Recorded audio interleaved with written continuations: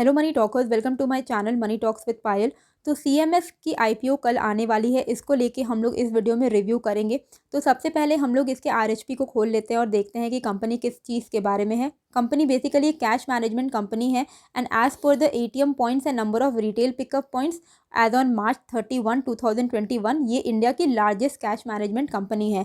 ये 3 सेगमेंट में ऑपरेट करती है। एक है कैश मैनेजमेंट सर्विस, जहाँ से इनका मेजर रेवेन्यू आता है 68.61% का। सेकेंड है मैनेज्ड सर्विस, जहाँ से इनको 27.88% का रेवेन्यू आता है। और तीसरा है अदर्स, जहाँ पे वो कार्ड पर्सनलाइजेशन सर्विस प्रोवाइड करती है बैंक को, वहाँ से इनको 3.51% का रेवेन्यू आता है। अगर आप इसके CAGR की बात करोगे तो 16.58% का CAGR है। अभी इनका करंट मार्केट शेयर है 85 बिलियन का, और वो एस्टिमेटेड टू रीच है 214 बिलियन तक ये रीच कर सकता है बाय द ईयर 2027। तो इनका जो CAGR है वो 16.58% निकल के आ रहा है। कंपनी के बैलेंस शीट आपके सामने है। बैलेंस शीट नहीं है, आप नॉर्मली एक इसका इनकम एंड प्रॉफिट आप देख सकते हो स्टेटमेंट। प्रॉफिटेबल कंपनी है, लॉस मेकिंग नहीं है। पर अगर आप देखोगे तो एज ऑन ऑगस्ट क्वार्टर इनका इनकम प्रॉफिट सब कुछ रिड्यूस हो गया है। साथ ही जब डीमोनेटाइजेशन भी थी तब भी इनके जो रेवेन्यू में है वो डिप आया था। तो डीमोनेटाइजेशन जब हुआ, जब पीक कोविड आया, तो इनके जो प्रॉफिटेबिलिटी में है वो इम्पैक्ट हुआ है, क्योंकि लोग डिजिटलाइज्ड कर रहे थे अपने चीज़ों को, लोग कैशलेस हो रहे थे। अगर हम इसके ऊपर एक नेगेटिव पॉइंट की बात करें तो कंपनी के अगेंस्ट काफ़ी सारे लिटिगेशंस हैं। Litigations as in outstanding cases चल रहे हैं, जिनमें से 392 क्रिमिनल केसेस हैं by our company, 39 criminal cases है अगेंस्ट आर कंपनीज। तो काफ़ी सारे इन्होंने केसेस भी किए हुए हैं दूसरों के ऊपर, और इनके खुद के ऊपर भी काफ़ी सारे केसेस चल रहे हैं ऑनगोइंग, और जिनमें काफ़ी सारा अमाउंट इन्वॉल्व है। आप देख सकते हो, एक 1115 करोड़, 150 करोड़, 101 करोड़, इतने सारे रुपए का इनके ऊपर केसेस चल भी रहा है, और इन्होंने भी केसेस किए हुए हैं। तो कंपनी ने खुद ही आरएचपी में ये चीज़ कहा है कि कोई भी एडवर्स डिसीजन अगर आता है ऐसे केसेस के ऊपर, तो इनके ऊपर पेनल्टी लग सकती है, इनकी लाइबिलिटीज़ बढ़ सकती है। अगर ये तो एक नेचुरल सी बात है, अगर आपके ऊपर कोई केस चल रहा है और आप वो केस हारते हो तो आपको पेनल्टी देनी पड़ती है। वही हालत है इस कंपनी का भी। काफ़ी सारे केसेस इस कंपनी के ऊपर है which is detrimental for the company. और कंपनी की और एक नेगेटिव पॉइंट ये है कि नेगेटिव कैश फ्लो काफ़ी ज़्यादा है।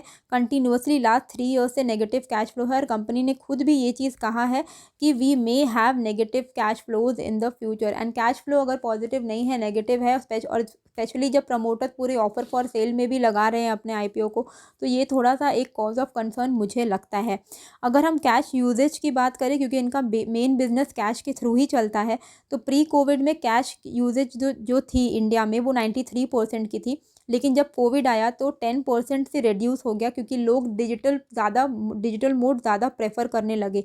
लोगों को कैश देना लेना पसंद नहीं आ रहा था। तो पीक कोविड में 83% का इनका कैश यूजेज हो गया ऑल ओवर इंडिया में।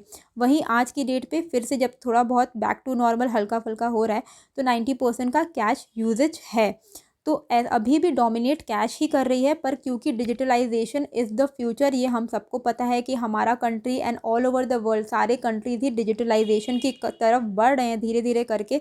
तो धीरे धीरे करके आप ये एक्सपेक्ट कर सकते हो कि कैश की जो डिमांड है वो कम होते जाएगी, एटीएम्स की डिमांड भी कम होते जाएगी। क्योंकि एक पॉइंट आज तो नहीं आएगा, 5 साल बाद भी नहीं आएगा, लेकिन 10-20 साल बाद हो सकता है हमारा कंट्री और हमारा वर्ल्ड पूरा ही कैशलेस हो जाए। तो फिलहाल के लिए ये बिज़नेस मॉडल सस्टेनेबल है, पर क्या लॉन्ग टर्म में सस्टेनेबल है, ये आप खुद सोचिए।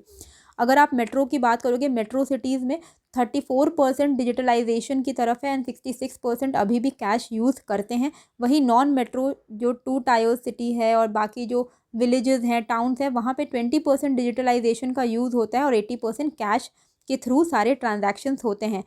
और अगर आप नॉर्मली भी देखोगे तो 2015 के में कैश डोमिनेट करी थी 80% से। FY 2021 में कैश का डोमिनेंस थोड़ा सा रिड्यूस हो गया, पर अभी भी वो डोमिनेट कर रही है 68% पे। और यही आप आगे देख लो, 2025 आते आते 61% का इनका डोमिनेंस रह जाएगा।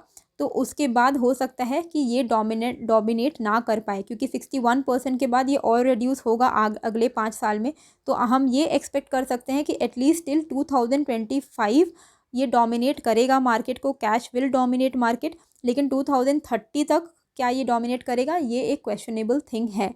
तो अगर आप लॉन्ग टर्म का सोच रहे हो तो थोड़ा बहुत आप थिंक बैक, ओके।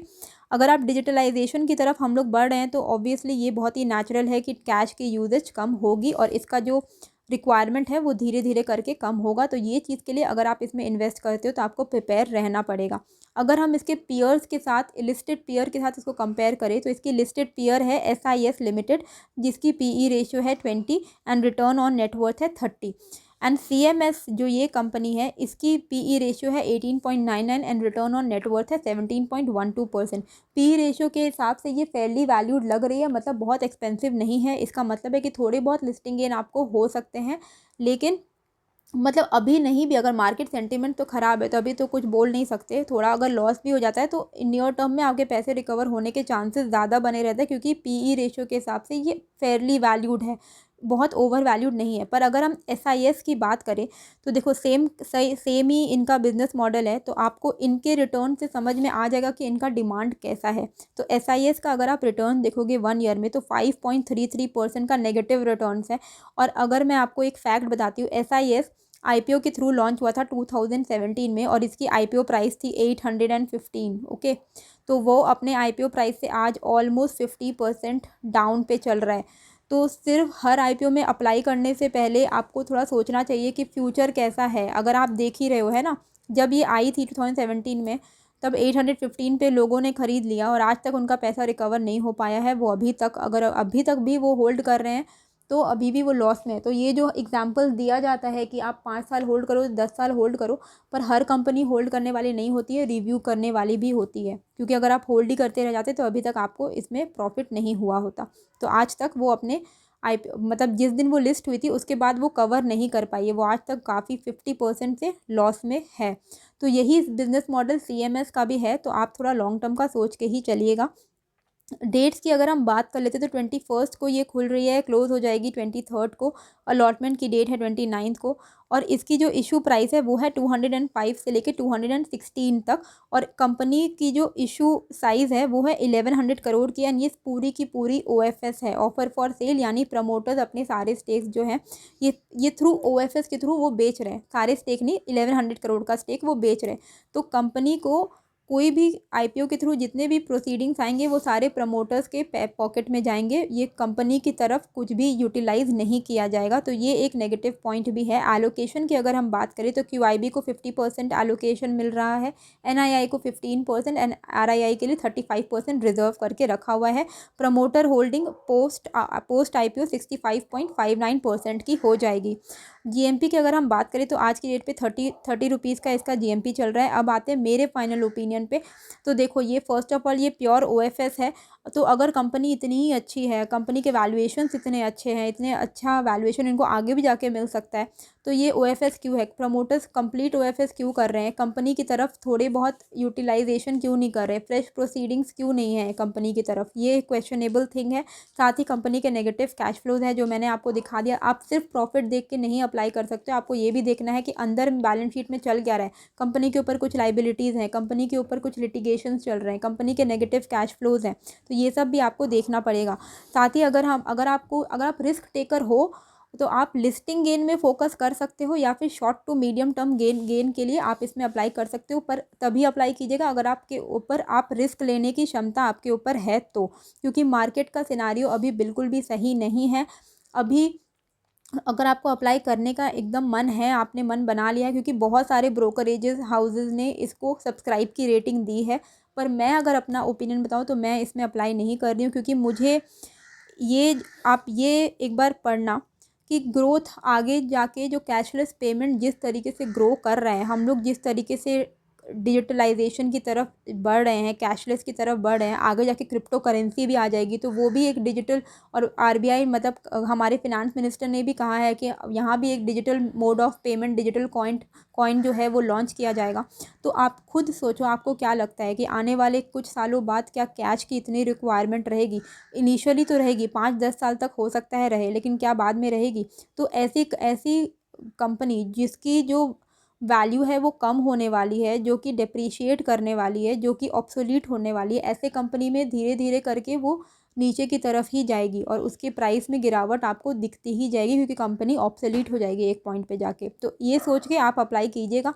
मैं इसमें अप्लाई नहीं करूँगी। बहुत सारे मैंने देखा है, बहुत सारे ब्रोकरेजेस ने इसमें सब्सक्राइब रेटिंग दी है, सब बोल रहे हैं कि इसमें अप्लाई करो अप्लाई करो, पर पता नहीं मेरा मन नहीं मानता है ऐसे कंपनी में अप्लाई करने का जिसकी बिज़नेस मॉडल मुझे सस्टेनेबल नहीं लगती है, चाहे वो 10 साल बाद ही क्यों ना ऑब्सोलीट हो। पर हाँ, इसकी जीएमपी की अगर हम बात करें तो 13.89% का रिटर्न्स आज की डेट पे आपको मिल रहा है। अगर आप रिस्क टेकर हो तो आप अपने रिसर्च कर लो। रिसर्च करने के बाद अगर आप रिस्क ले सकते हो, आपकी कैपेबिलिटी है रिस्क लेने की, तो आप डे 2 तक वेट करो। आप और डिमांड देख लो कि क्यूआईबी की तरफ से किस तरीके का डिमांड आ रहा है, एनआईआई की तरफ से, आरआईआई की तरफ से किस तरीके का डिमांड आ रहा है। डिमांड देखने के बाद आप इसमें अप्लाई कर सकते हो फॉर लिस्टिंग गेन। थोड़ा मोड़ा लिस्टिंग गेन आपको इसमें होने के चांसेस हैं, and short term to medium term का आपको गेन भी होने के चांसेस हैं। पर लॉन्ग टर्म का अगर आपका आउटलुक है तो आई डोंट थिंक कि आपको इसमें अप्लाई करना चाहिए। जैसे मेरा तो ना इसमें लिस्टिंग गेन, मतलब ये 13-15% का लिस्टिंग गेन के लिए मैं इसमें अपना रिस्क नहीं लूँगी, क्योंकि इसमें एक डाउटफुल है मेरे लिए, ये थोड़ा डाउटफुल है कि शायद ये लिस्टिंग गेन ना भी दे क्या, क्योंकि मार्केट के सिनारियो ही अच्छे नहीं चल रहे हैं। साथ देखो वीक सेंटीमेंट है, प्लस ओएफएस है ये कंपनी, प्लस इसके नेगेटिव कैश फ्लोज हैं, प्लस काफ़ी सारे केसेस हैं, तो ये सब मिलजुल के मेरे लिए तो एक नो आ रहा है।